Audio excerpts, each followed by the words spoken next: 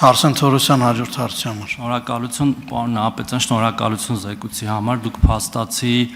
զեկույց եք ներկայացնում մի ժամանակահատվածի համար, որ դուք չեք պաշտոնավորել, այլ ուրիշ նախագահ, ես ձեզ մաղթում եմ, որպեսզի աշխատանքի բարելավման շուրջ հաջողություններ ունենաք, որտեղ եթե ամեն ինչ լիներ լավ, մենք հիմա ուրիշ մարդու կլսեինք ստեղ ձեր փոխարեն։ Այս շատ կարևոր արձանագրում է։ Երկրորդը ես ուզում եմ շարունակել գործընկերներիցս մեկի բարձրացրած հարցը կապված կալանքի կիրառման հետ թարմ օրինակով։ Թեև ես թվերով շատ եմ խոսում դրա մասին եւ դեռ կխոսեմ,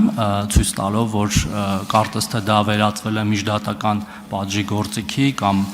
նախաքննության ժամանակ ցանկալի ցուցմունքներ կորզելու գործիքի, բայց ես մի կոնկրետ դեպք եմ ուզում հիմա ասել։ Մի քանի օր առաջ ձերբակալվել է մի բժիշկ, որը ըստ մամուլի հրապարակումների եւ եթե սխալ է խնդրում եմ ուղղեք, մեղադրվում է ապօրինի վարձատրություն ստանալու մեջ։ Ես հիմա կարդում եմ քրեական օրենսգրքի այդ հոդվածը, որի մեջ սանկցիան սկսվում է տուգանքից, այսինքն 10-նապատիկից 30-նապատիկի չափով։ Եվ էլի ըստ մամուլի բժիշկը վերցրել է 270,000 դրամ աղիք կարելու գործիքի համար, որը չի մտնում պետական պատվերի գումարի մեջ եւ իր հանցանքը ըստ էության կայանում է կամ ՀԴՄ չտպելու մեջ, որտեվ գումարը վերցրել կամ հիվանդանոցը ՀԴՄ չի տպե, կամ այդ գումարը պետքա պացիենտը պարզապես վճարեր այդ վաճառող կազմակերպությանը եւ բերեր տալ բժիշկին, որ վիրահատության ժամանակ տեղադրվեր։ Հիմա բժիշկը դուք հայցել եք կալանք եւ բժիշկը կալանավորվել է 2 ամսով։ Ես հիմա չեմ ուզում դատարանի որոշումը բանանը դնել կասկածի տակ, ինձ հետաքրքիր է, ինչի եք դուք հայցել կալանք այս դեպքում, որտեվ միշտ կարելի ասել դե մենք հայցել ենք դատարանն էլ արժանահավատակ գտել եւ տվել է այդ կալանքը, բայց ինձ հետաքրքիր է ինչի է քննիչը այս դեպքում, երբ որ պոտենցիալ դատարանը կարա դատապարտի այս մարդուն օրինակ 10-նապատիկ կալանքի, հայցե կալանք եւ այդ մարդը հիմա կալանքի տակ է։ Շնորհակալություն։ Շնորհակալություն, պարոն Թորոսյան։ Ես ձեր կողմից նշված դեպքին չեմ ցանկանում խորությամբ անդրադառնալ, քանի որ այս բանի նախաքննություն է իրականացվում այդ դեպքով։ Ես միայն կարող եմ նշել, որ ունենք հանցանքի մասին հաղորդում ներկայացրած անձ, ով նշված հաղորդմամբ հայտնել է, որ բժշկի կողմից իրենից պահանջվել է ապօրինի վարձատրություն վիրահատության դիմաց։ Մնացած մասով քննություն է կատարվում այդ նախաքննության շրջանակներում, այդ թվում նաև ձեր կողմից նշված վարկածը պարտադիր քննության առարկա կդառնա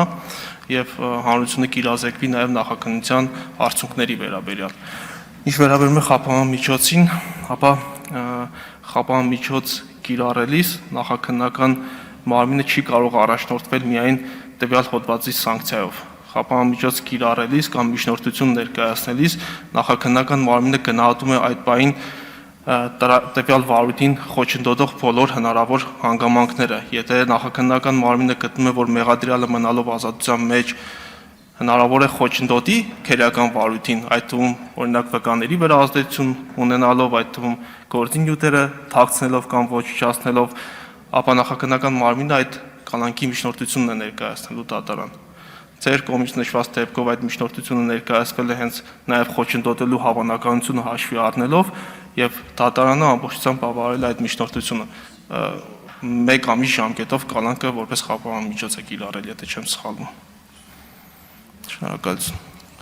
Համեցը կարձական Պարոն Նահապետյան, այդ ամեն ինչը հասկանալի է, բայց դրան գործիքներ կան, էլի, վստահ եմ քրեադատավարական օրենսդրության մեր, օրինակ փաստաթղթերի բռնագրավում, պաշտոնավորման կասեցում, չգիտեմ, ընդհուպ մինչև տնային կալանք, դիցուք թեև տնային կալանքն էլ հասկանալի չի, եւ այդ մյուս դեպքերը, ասենք քննությունից խուսափելու փորձեր եղել է, թե չի եղել, կրկնակի հանցագործության փորձեր եղել է, թե չի եղել, այդ ազդեցությունը ոնց է գնահատվել, որ հաստատ ազդելու է, այդ մարդը արդյոք ունի քրեական անցյալ ռեցիդիվիստ է, որ տենց ամեն օր ինչ որ քրեական հանցագործություն է իրականացնում, որ քննիչը գնացել է այդ քայլին։ Եվ երբ որ մենք նայում ենք վիճակագրությունը, վերանալով այս կոնկրետ մի դեպքից, այդ մի դեպքը պարզապես թարմ էր, տենց օրինակ բերեցի։ Ստացվում է, որ մենք ունենք, էլի եմ ասել ու ասելու եմ, ավելի շատ կալանավորված մարդ, քան դատապարտված։ Դա խոսում է նրա մասին, որ կալանքները անհամաչափ են օգտագործվում եւ չարաշահվում է այս ինստիտուտը։ Խոսքը դրա մասին է եւ միայն այս կոնկրետ դեպքի մասին չի։ Շնորհակալություն։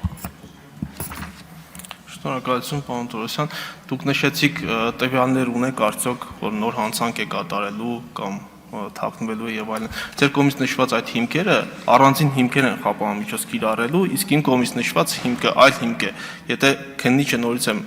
նշում իր վարույթի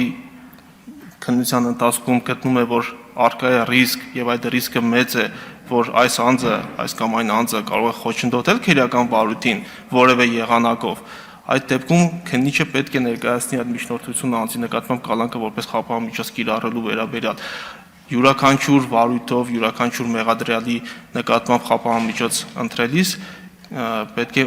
մոտենանք անհատական կոնկրետ այդ դեպքով եւ կոնկրետ այդ անձի մասով։ Եթե տվյալները բավարարում են, որպեսզի այդ խափանմիջոցը կիրառվի կալանքը, ապա քննիչը պարտադիր այդ միջնորդությունը ներկայացնում է դատարան եւ դատարանը քննարկում է հիմքերը կան թե չկան։ Այսինքն նաեւ ասում է դատական այս վերահսկողության մեխանիզմով։